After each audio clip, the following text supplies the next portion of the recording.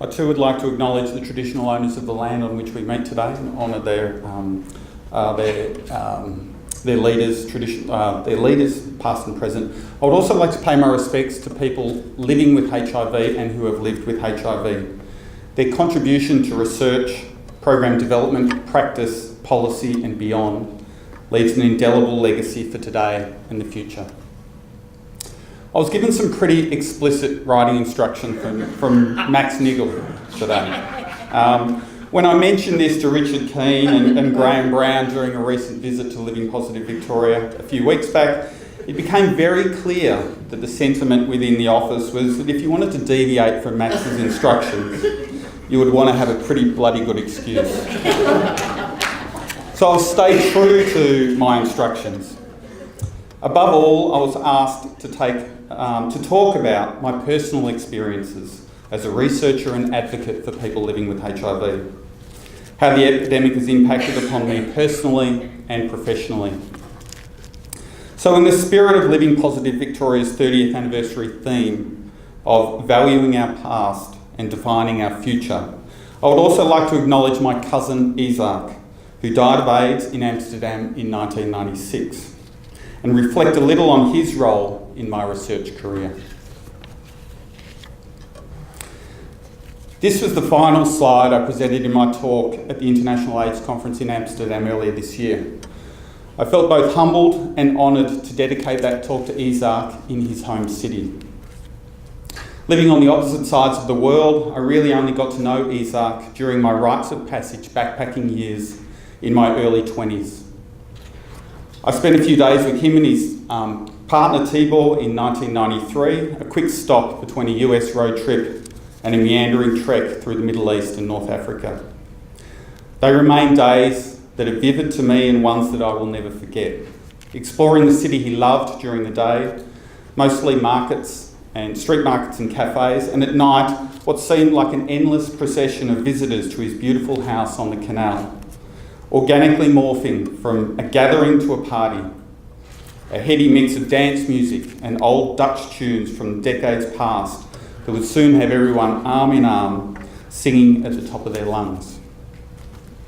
There was an instant connection between Isaac and I, a commonality that I felt went beyond family and blood. When I returned to Australia and after completing an honours year in sports psychology, I was offered a PhD opportunity at Victoria University in 1996. My supervisor, an American sports psychologist who lived in San Francisco during the 80s and lost a legion of close friends during that terrible decade, was keen on pursuing research that intersected sport and health psychology and HIV. My immediate thought was of Isaac, and I jumped at the chance. From a life experience perspective, my PhD candidature was a raging success. From the perspective of acquiring a higher degree, it was a dismal failure. I was at a university with virtually no track record in HIV research and no partnerships with the gay community. I had a supervisor with few connections to the HIV sector, and let's face it, personally, I was a babe in the woods of HIV research. I remember Anthony Smith and David Menadue, who were sitting on VAC's ethics committee at the time, being hugely supportive and providing valuable advice. I remember hanging out at people living with HIV/AIDS Vic offices and the Positive Living Centre on Ackland Street, and following a discussion with Bridget Hare, writing a piece for the Positive Living broadsheet to try and drum up recruits for my research. I was focusing on a psychoneuroimmunology approach to improving the quality of life and well-being of people living with HIV. A concept that had its roots in cancer, but was emerging in HIV research. The theory was that improvements in psychological well-being would strengthen immune function and slow HIV disease progression. I had planned 2 10-week interventions, one aerobic training and the other flotation tank relaxation therapy. I'd even planned some hard outcomes from this research, changes in CD4 cell count and changes in viral load, measured through tests that had only just been developed. Recruitment was slow. I'd been warned about how over-researched people living with HIV were and of community research fatigue. But I was slowly getting there. And then a seismic and paradigm shift happened in our response to HIV, a godsend for the community and a stake in the heart of my research. Highly active antiretroviral therapies. There I was, offering the potential to improve well-being, reduce viral load and increase CD4 cell counts, all simply through a 10-week, 3-day-a-week behavioural intervention. Suddenly, a fistful of pills could do the same thing. My already slow recruitment completely dried up. Some people who had enrolled and had early access to treatment even withdrew.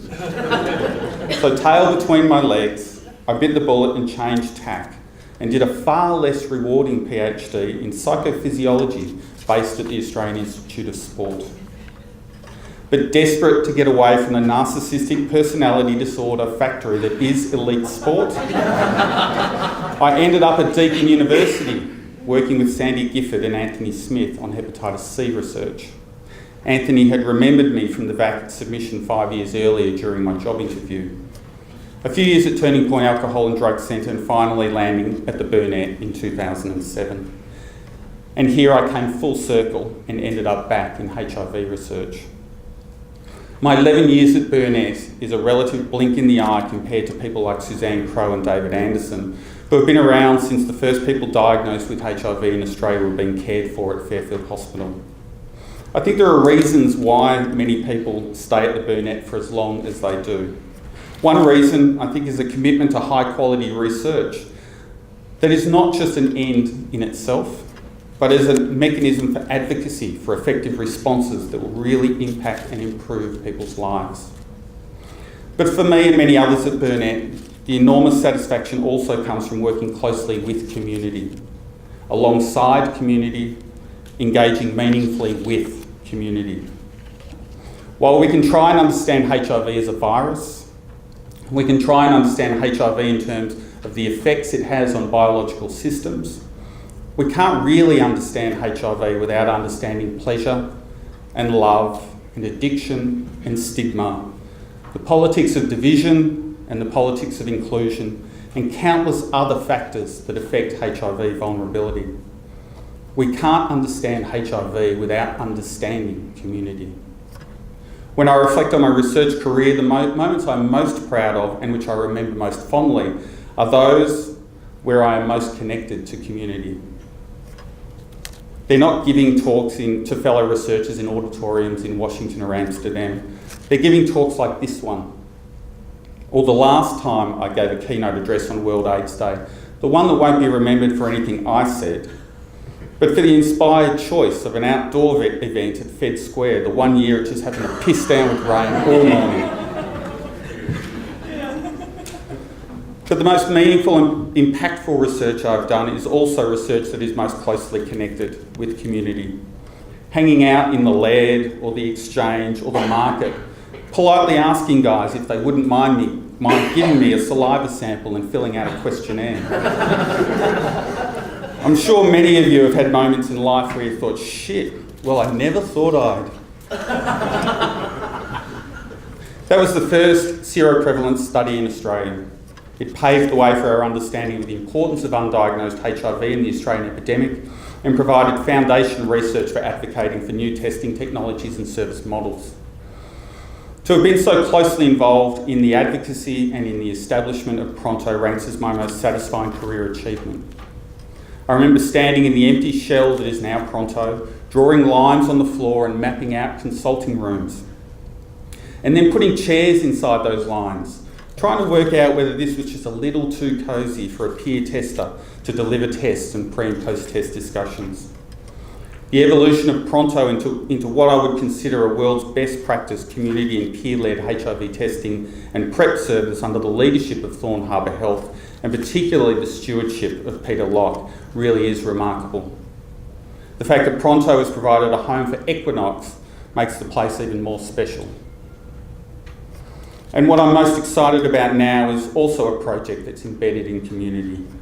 Our partnership with Living Positive Victoria, Thorn Harbour Health, Alfred Health and Archers to develop an online community clinical and support space for people ageing with HIV.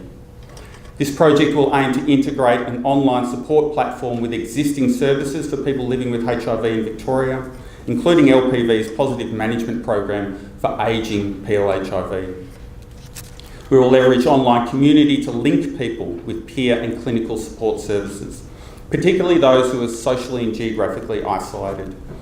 The project will promote a shared experience approach to create digital communities that offer online peer support, as well as facilitating a pathway for people to transition to face-to-face support programs, or simply offering a mechanism for people to establish local peer connections, either informally or as a formal support group. The need for such programs is built on the incredible success of the past. When we think about where we've come from, what a wonderful luxury it is to be thinking about developing programs to support people living with HIV to age well. In 2005, less than 10 years after the introduction of HART, 13% of people living with HIV were aged over 55. In 2015, this figure had increased to 28%, and in 2020, we expect 44% of people living with HIV in Victoria to be aged over 55. Were he alive today, Isaac would be 74. He died at the beginning of my research career and right at the brink of the amazing medical advances that underpin the need for community and clinical programs for older people living with HIV.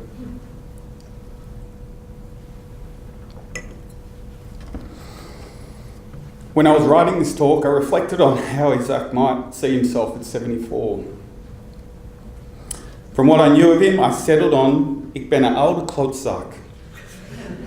Translated directly, that's an old ball bag.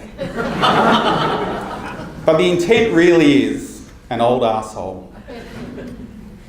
Had fate been a little kinder, how I would love to have shared another beer or a tipple of Dutch gin with the old arsehole when I was in Amsterdam earlier this year, discussing what amazing changes we've seen and what wonderful discoveries will bring in the future. Thank you.